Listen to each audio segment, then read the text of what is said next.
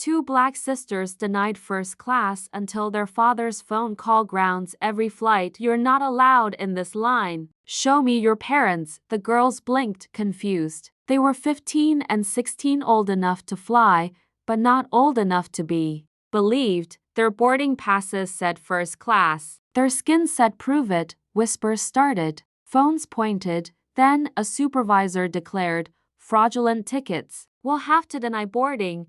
But what happened next silenced the entire terminal because their father wasn't just any parent. This is the story of two black girls shamed at the gate until a single phone call brought planes to a halt. Welcome, story lovers. Where are you watching from? Hit the like button and drop your city name in the comments so we can see how far our story travels. Ava and Nia Ross were just ordinary teenagers, but not just that. Raised with love, discipline, and privilege, their lives were far from easy. Despite the wealth that surrounded them, their father, Elijah Ross, kept them grounded, teaching them to stay humble. Despite being one of the most prominent names in aerospace. It was a memorable trip. Ava had just finished a summer science program at MIT. Nia had begged to come along to New York for a Broadway show. Their first-class tickets were a treat earned, not given. They arrived at the airport early, suitcases rolling behind them, dressed in hoodies, jeans, and sneakers. Normal girls, smart girls, but as they approached the first-class line at the gate, the tone shifted. A flight attendant stared, blinked, then frowned. This line is for first class only, she said sharply. Ava held out their boarding passes. She didn't know yet that those passes were about to stop every flight on the runway. The woman stared at the tickets like they were Monopoly money. I'm sorry, she roared. These can't be right. Passengers behind them paused, heads turned. A man in a suit chuckled under his breath. These are for first class, Ava repeated. Her voice was calm, but her hand gripped her sister's. The attendant waved over another crew member, then another. They spoke in hushed tones. One rolled her eyes. Another scanned the girls like they were stowaways. Young ladies, a supervisor said, these tickets seem suspicious. Are your parents here? We're traveling alone, Nia answered, barely above a whisper. Do you even understand how much these seats cost? The woman snapped, looking past them. It's best you wait for the economy.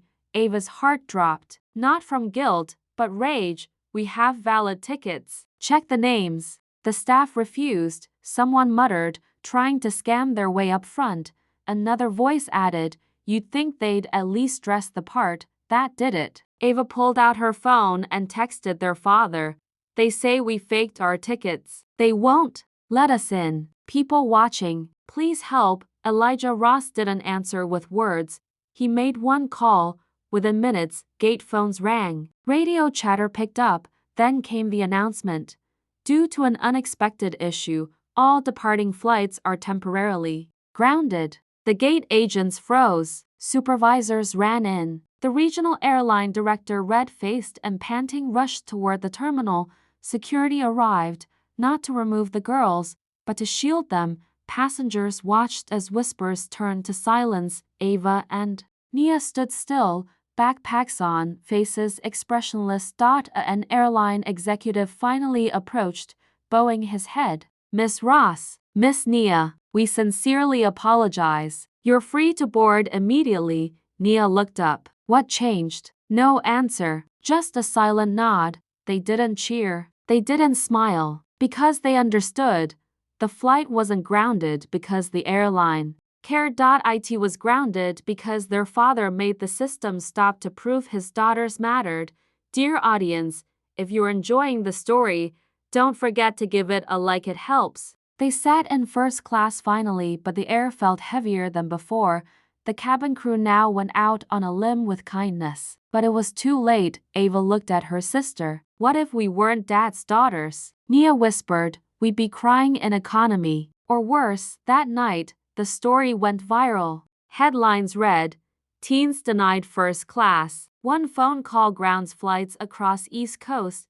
The airline issued statements, promises, sensitivity training. But what Ava and Nia learned couldn't be unlearned.